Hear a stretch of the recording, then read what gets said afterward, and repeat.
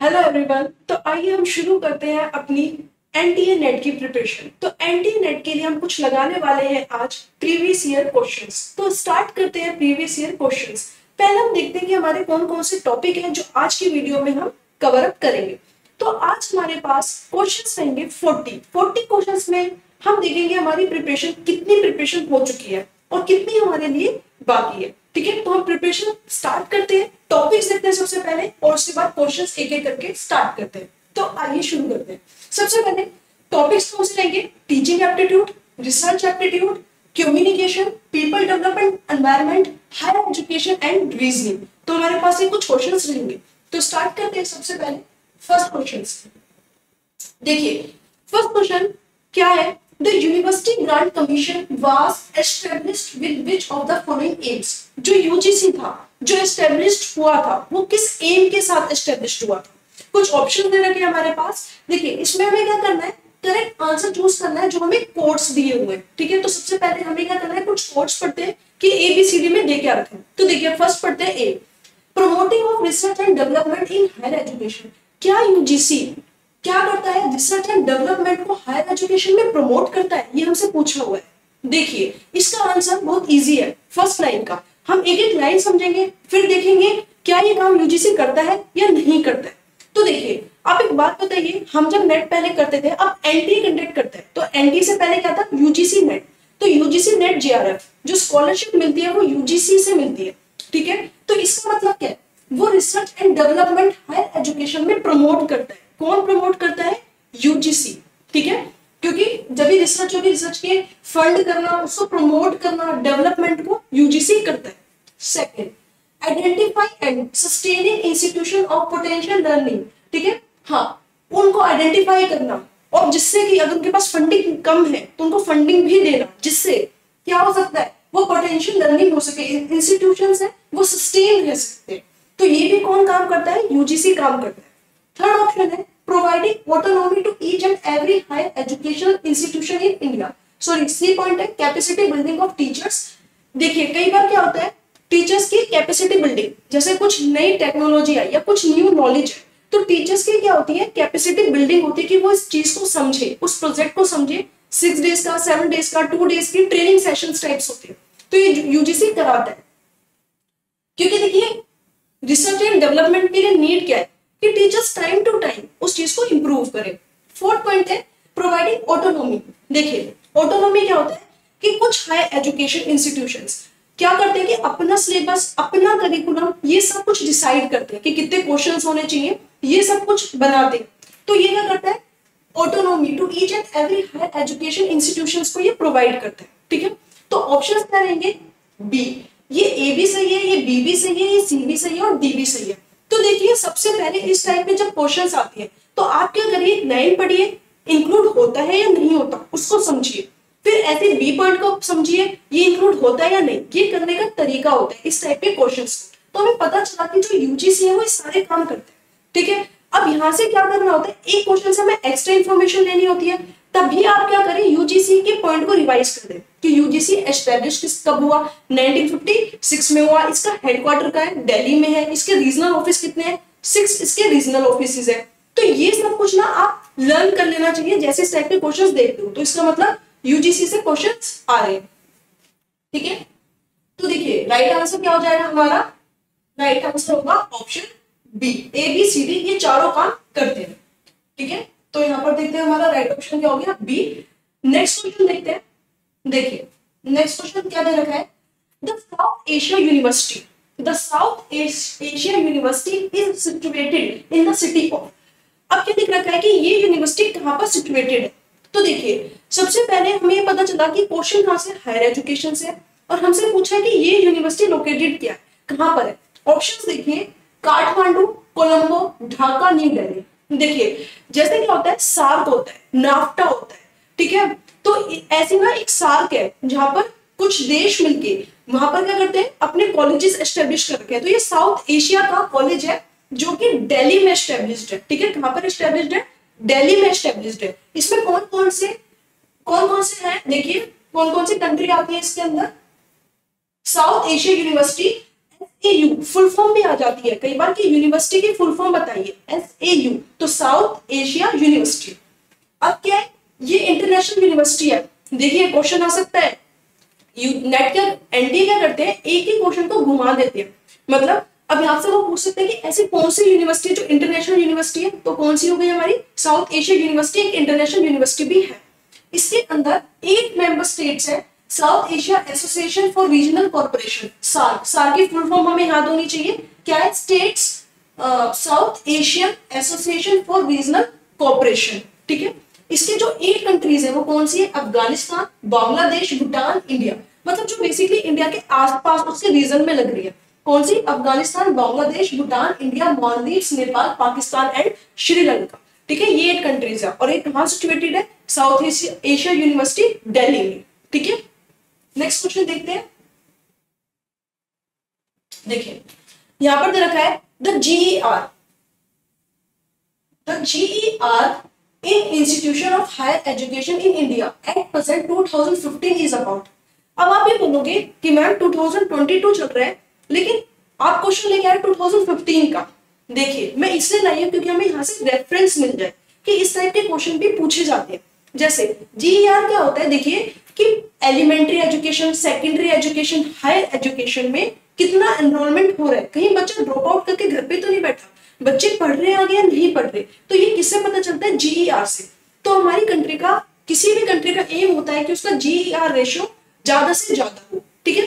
2015 में कितना था, मैंने आंसर इसलिए यहाँ पर लिख रखा है क्योंकि रिलेवेंट नहीं है, लेकिन 2022 का जीईआर क्या है वो हमारे लिए रिलेवेंट है, क्योंकि रेफरेंस यही वर्क करता है कि पहले इस टाइप के क्वेश्चन पूछे गए थे और इस टाइप के क्वेश्चन आ सकते हैं, ठीक है। तो यहाँ पर क्या आ गया, आंसर ए था 23%। लेकिन हमें किसका जानना है, हमें तो देखना है 2022 का। तो 22 में कितना परसेंट है, 32% है, ठीक है। कितना है, 32% है ग्रोस एनरोलमेंट रेशियो, कि बच्चे एलिमेंट्री हायर एजुकेशन में कितना एनरोल करवाते हैं, घर पे तो नहीं बैठते, ड्रॉप आउट्स तो नहीं करते, ठीक है। नेक्स्ट देखते हैं, ये देखिए, विच of the following is not an और आउटपुट डिवाइस, कौन सी इसमें से आउटपुट डिवाइस नहीं है। सबसे पहली चीज, एनडी आपको क्या करता है, नोट वर्ड लगा के उस क्वेश्चन को बिल्कुल ही चेंज कर देता है। तो हमें इस क्वेश्चन में क्या देखना है, वर्ड दिया हुआ है नोट, तो कौन सा आउटपुट डिवाइस नहीं है, ठीक है। नोट एंड आउटपुट डिवाइस बोला हुआ है, तो देखिए नोट। अब कीबोर्ड से आप डालते हो वो इनपुट डिवाइस हुआ, प्रिंटर आउटपुट डिवाइस हुआ, स्पीकर आउटपुट डिवाइस हुआ, मॉनिटर आउटपुट डिवाइस हुआ। और पूछा कौन सा नहीं है, तो कीबोर्ड क्या है मेरा, इनपुट, क्योंकि आप उससे इंफॉर्मेशन डालते हो। और पूछा क्या, आउटपुट नहीं है, तो कौन सा नहीं है, कीबोर्ड नहीं है। तो राइट आंसर क्या रहेगा हमारा, ए। ओके, नेक्स्ट क्वेश्चन देखते हैं। देखिए, द यूज ऑफ, क्वेश्चन क्या दे रखा है, the use of teaching ads is justified on the ground of. देखिए, जो टीचिंग एड्स का मतलब क्या होता है कि जब एक टीचर पढ़ा रहा होता है तो उसको क्या चीजें हेल्प करती है, उसे बोलते हैं टीचिंग एड्स, ठीक है। Is justified on the ground of attracting students attention in the classroom, minimising indiscipline problem in the classroom, optimising learning outcomes of students, effective engagement of students in learning task, ठीक है। Teaching ads करते क्या, students को attract करने का काम करते हैं, मिनिमाइज इनडिसिप्लिन करते हैं, या ऑप्टिमाइजिंग लर्निंग आउटकम्स, या effective engagement of students in learning task. देखिए, एक चीज है, जब हमें इस ऑप्शंस को पढ़ाना, एक एक ऑप्शन ठीक लग रहा है। जैसे देखिए, मैंने फर्स्ट पढ़ा, स्टूडेंट्स की अटेंशन क्रैप होती है। हाँ, एक टीचर कुछ भी अलग से चीज यूज कर रहा है तो एकदम से स्टूडेंट्स की अटेंशन जाती है। इनडिसिप्लिन कम होता है क्योंकि आप कुछ और वैरायटी यूज कर रहे हो तो आपको देखते हैं तो थोड़ा डिसिप्लिन कम हो जाता है, मतलब इनडिसिप्लिन कम होता है। मिनिमाइजिंग, ऑप्टिमाइजिंग लर्निंग आउटकम, क्या बच्चे का लर्निंग आउटकम बढ़ता है। हाँ, देखिए जैसे क्या होता है कि हम बोलते हैं कि ब्लैक बोर्ड पे लिखना चाहिए। ब्लैक बोर्ड पे लिखना क्यों चाहिए, क्योंकि एक स्टूडेंट की दोनों सेंसेस वर्क करते हैं, आईज भी और क्या लिखने का भी। तो मतलब आईज भी वर्क कर रही है और वो लिख भी रहा है, सुन भी रहा है, दो चीज हो गई, सुन भी रहा है और क्या कर रहा है, देख भी रहा है। तो दो सेंसेस जहां पर इन्वॉल्व होंगी वहां पर लर्निंग ज्यादा होगी। Effective engagement of students in learning task, हमने एंगेजमेंट तो कर लिया, कैसे एंगेजमेंट होता है, हाँ होता है, वर्ड्स सही लग रहे हैं, लेकिन हमें क्या है, मोस्ट एप्रोप्रिएट आंसर चूज करना है। तो मेन क्या होता है कि लर्निंग आउटकम ज्यादा आता है, क्या होता है, ज्यादा रिटेन रहता है। जब हम किसी चीज को सिर्फ देख रहे हैं, देख और सुन रहे हैं तो हम ज्यादा समझेंगे। तो इसका मतलब क्या है, जो लर्निंग आउटकम है वो ज्यादा होगा। किससे ज्यादा होगा, जब हम क्या करेंगे, टीचिंग एड्स का यूज करेंगे, जो टीचिंग के लिए हेल्पफुल रहती है जब एक टीचर पढ़ाता है। तो राइट ऑप्शन क्या रहेगा हमारे पास, राइट ऑप्शन रहेगा ऑप्शन सी। ठीक है, ठीक है।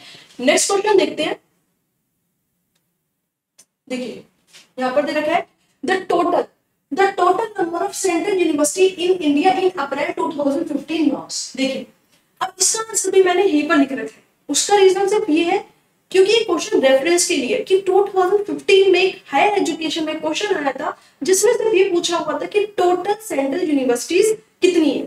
ठीक है, तो देखिए 2015 में कितनी थी, 43। तो अब हमें बतानी चाहिए 2022 में कितनी है। तो 2022 में हम देख लेते हैं कितनी है, 54 टोटल सेंट्रल यूनिवर्सिटीज है किसमें, 2022 में। और सबसे बेस्ट यूनिवर्सिटी जो अभी हुई है वो कौन सी हुई है, जेएनयू, जवाहरलाल नेहरू यूनिवर्सिटी। और कहां लोकेटेड है, दिल्ली में। ठीक है, नेक्स्ट क्वेश्चन देखते हैं। देखिए यहां पर दे रखा है which of the following is the highest level of cognitive ability. देखिए कॉग्निटिव क्या होता है कि जहां पर कॉग्निटिव मतलब जहां पर आपका माइंड वर्क कर रहा है किसी चीज को समझने के लिए। तो हाईएस्ट लेवल क्या है जिसमें आप चीजों को अच्छे से समझ सकते हो। ठीक है, तो देखिए ऑप्शन दे रखे हैं, इवेल्युएटिंग किसी चीज को, नोइंग जानना, अंडरस्टैंड या एनालिसिस करना उस चीज को। ठीक है, यहाँ पर हमें ऑप्शन दे रखे हैं। इसका आंसर आप लोगों को आता है तो अच्छा है, नहीं तो हम फर्दर समझते हैं कि इसका मतलब क्या होता है। ठीक है, सीधी सी चीज है कि एक पर्सन के माइंड का विकास कैसे होता है, मतलब वो चीजों को समझता कैसे है। ठीक है, उसका हाईएस्ट लेवल क्या है। तो देखिए यहां पर हम देखते हैं राइट आंसर रहेगा हमारा ए। लेकिन ये आएगा कैसे, इस चीज को हम समझते हैं। तो देखिए होता क्या है, रिकॉग्नाइजिंग एंड रिकॉलिंग फैक्ट्स। पहले क्या होता है कि हम सिर्फ चीजों को याद करते हैं। जैसे एक बच्चे को हमने बोला कि क्या है ये एप्पल, तो उसने क्या किया, सिर्फ रिमेंबर याद किया। रिकॉलिंग सिर्फ बार बार चीजों को करा, ये A for Apple, A for Apple, तो ये कौन सा होगा, रिमेंबर। उसके बाद understand what the facts mean, इसका मतलब कि अब ये क्या चीज है समझना। जैसे भाई ये एप्पल है, हमने एप्पल दिखाया और ये बोला बेटा ये एप्पल होता है। अभी उसको ए से एप्पल नहीं बता रहे, एप्पल दिखा के समझाना। उसके बाद आता है अप्लाई करना। जैसे आप एप्पल लेके आओ, ठीक है, आप ऑरेंज लेके आओ, तो उसने उस चीज को अप्लाई किया। अप्लाइंग द फैक्ट्स, ऐसी किसी चीज को समझ रहे, पहले याद किया, हमने रिकॉल किया, फिर उसको समझा, फिर हमने क्या करा, रूल कॉन्सेप्ट्स को लगाने स्टार्ट करें। फिर क्या है, breaking down information into component parts. देखिए जब हम किसी चीज को ब्रेक कर करके सीख लेते हैं, ठीक है, तो उसको बोलते हैं एनालाइज करना। ठीक है, बिल्कुल छोटे छोटे पार्ट में, इसका मतलब ये होता है, इसका मतलब ये होता है, इसका मतलब ये होता है।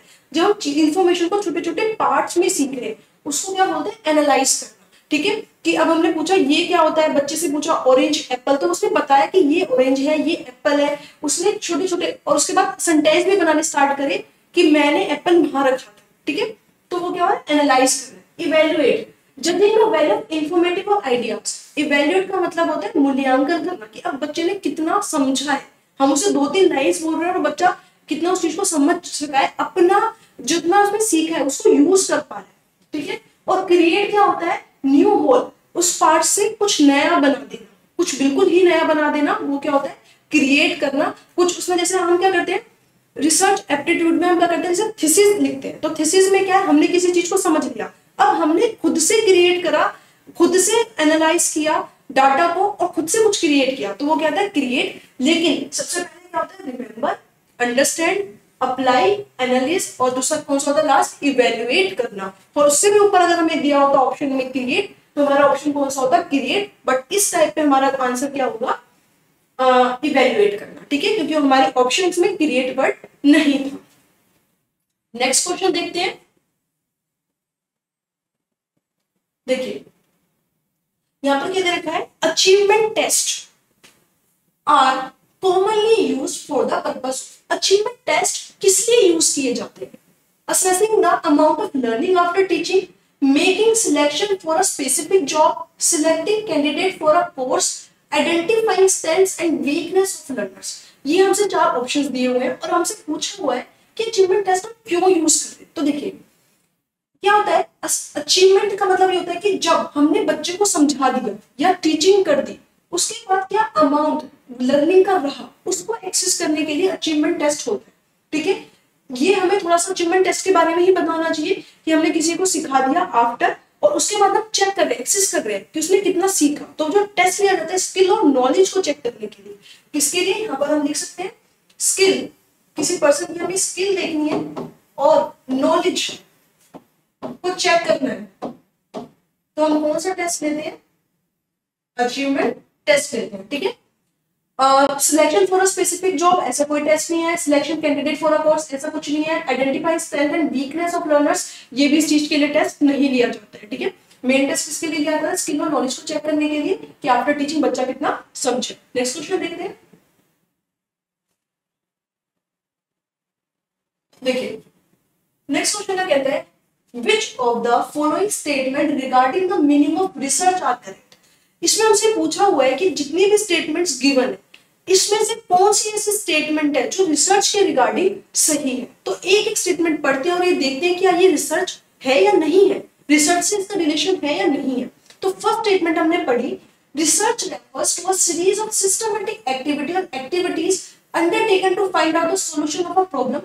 रिसर्च क्या है, एक सिस्टमैटिक सिस्टम से हम क्या कर रहे हैं, किसी चीज को ले रहे हैं और फाइंड आउट कर रहे हैं सॉल्यूशन। यस, ऐसा होता है कि जैसे हमने एक्शन रिसर्च होती है तो प्लान, ऑब्जर्व, रिफ्लेक्ट, ये रूल होता है। तो हम क्या करते हैं कि देखते हैं प्रॉब्लम क्या है, प्लान करते हैं, एक्ट करते हैं। तो रिसर्च में क्या है कि सिस्टमैटिक एक्टिविटी होती है और हम सॉल्यूशन को फाइंड आउट करने की कोशिश करते हैं। Second, it is a systematic होती है, लॉजिकल होती है, अनबायस्ड प्रोसेस। ये अनबायस्ड होना चाहिए, इसलिए हम क्या पढ़ते हैं, सैम्पलिंग, प्रोबेबिलिटी और नॉन प्रोबेबिलिटी। तो हमारा जो डाटा होता है वो हमेशा क्या होना चाहिए, कैसा होना चाहिए कि प्रोबेबिलिटी होनी चाहिए उसके अंदर। ठीक है, हमें कौन से मेथड यूज करने चाहिए, जैसे स्ट्रैटिफाइड सैम्पलिंग हो गई, क्लस्टर सैम्पलिंग हो गई, वो हमें यूज करनी चाहिए जिससे कि हमारा जो डाटा है वो अनबायस्ड रहे, बायस्ड ना है। ठीक है, वेयर वेरिफिकेशन ऑफ हाइपोथेसिस, हम क्या करते हैं उसके अंदर हाइपोथेसिस बनाते हैं, नल हाइपोथेसिस, ऑल्टरनेटिव हाइपोथेसिस बनाते हैं, डेटा को एनालिसिस करते हैं, इंटरप्रिटेशन निकालते हैं, फॉर्मेशन करते हैं। तो ये दोनों चीजें तो बिल्कुल सही लग रही है कि हाँ रिसर्च के अंदर ये चीजें होती है, हम किसी सॉल्यूशन को भी ढूंढते हैं, हम हाइपोथेसिस भी लेते हैं, डाटा एनालिसिस भी करते हैं और सिस्टमेटिक ही करते हैं। Third, it is an intellectual inquiry. Intellectual मतलब आपका माइंड यूज हो रहा है, हाँ होता है। क्यों, क्योंकि आप किसी चीज को लेकर चले हो, नल हाइपोथेसिस सेट कर रहे हो, ऑल्टरनेटिव हाइपोथेसिस ले रहे हो, फिर हम सर्च कर रहे हैं कि ये इक्वल है या इक्वल नहीं है। तो इसका मतलब इंटेलेक्चुअल इंक्वायरी होती है, बिल्कुल होती है। It leads to enhancement of knowledge, और जब हम रिसर्च करते हैं तो इससे क्या होता है कि नॉलेज एनहांस होती है, क्योंकि रिसर्च जो चीज हो जा चुका है उसी को हम दोबारा से देख रहे हैं और कुछ न्यू व्यू पॉइंट लेके आ रहे हैं। तो इसका मतलब आपकी नॉलेज तो एनहांस हो ही रही है क्योंकि आप प्रीवियस पढ़ चुके हो, उसके बाद नेक्स्ट आगे का पढ़ रहे हो। तो राइट ऑप्शन क्या रहेगा, ए, कि भाई ए भी सही है, बी भी सही है, सी भी सही है और डी भी सही है, चारों बातें बिल्कुल सही है। तो हमारा आंसर क्या हो जाएगा, ऑप्शन ए। ठीक है, नेक्स्ट देखते हैं। देखिए क्या दे रखा है, imagine you are working in an educational institution where people are of equal status. Which method of communication is best suited and normally employed in such a context? हमसे ये पूछा हुआ है कि इस टाइप में कौन सा बेस्ट है यूज करने के लिए, जबकि क्या करना है, हमें एक एजुकेशन इंस्टीट्यूशन में वर्क कर रहे हैं और इक्वल स्टेटस के लोग हैं। तो देखिए जब भी इक्वल वर्ड आता है, इक्वल लोगों से अपने साथ में, देखिए होता क्या है, बच्चे बड़ा कंफ्यूज होते हैं वर्टिकल और हॉरिजॉन्टल में। तो देखिए इसको सिंपल सा याद ऐसे रखेंगे, वर्टिकल वी होता है, वी का मतलब अप डाउन, ठीक है, अप और डाउन, और हॉरिजॉन्टल का मतलब वीक से अप और डाउन हो गया, हॉरिजॉन्टल मतलब इक्वल, ठीक है, बिल्कुल इक्वल। जब हम इक्वल स्टेटस से लोगों से बात कर रहे हैं तो वो कौन सा हो जाएगा, हमारा हॉरिजॉन्टल। ठीक है, जैसे क्या हो गया, मान लीजिए ये चीज है, यहाँ पर एक ए पर्सन है, ठीक है, अगर वो सीनियर से सुपीरियर से बात कर रहे हैं या फिर नीचे किसी जूनियर से बात कर रहे हैं, ठीक है, तो यहाँ से सुपीरियर और यहाँ से जूनियर और यहाँ से क्या हो गया, आपके कलीग्स हो गए। तो ये कौन सा हो जाएगा, हॉरिजॉन्टल, और जो यहाँ पर बात करना होगा सुपीरियर और जूनियर से, ये कौन सा हो जाएगा, आपका वर्टिकल। क्रॉस क्या होता है कि आप अदर डिपार्टमेंट के लोगों से बात कर रहे हो, आपका प्रोडक्शन डिपार्टमेंट है, आप परचेज डिपार्टमेंट के लोगों से बात कर रहे हो, चाहे वो सुपीरियर हो, जूनियर हो, इक्वल रैंक का हो, तो वो कौन सा आ जाता है आपका क्रॉस कम्युनिकेशन आ जाता है। कॉर्पोरेट, आप किसी कॉर्पोरेट में हो, वहां पर किसी से भी कम्युनिकेशन कर रहे हो, तो कॉर्पोरेट कम्युनिकेशन ये नहीं होगा कि आप इक्वल स्टेटस से, कॉर्पोरेट में क्या आप ऊपर से भी नीचे भी सबसे बात कर रहे हो, लेकिन यहाँ पर वर्ड क्या था इक्वल स्टेटस, इसने कहानी बदल दी और हमारा राइट आंसर क्या गया हॉरिजॉन्टल। ओके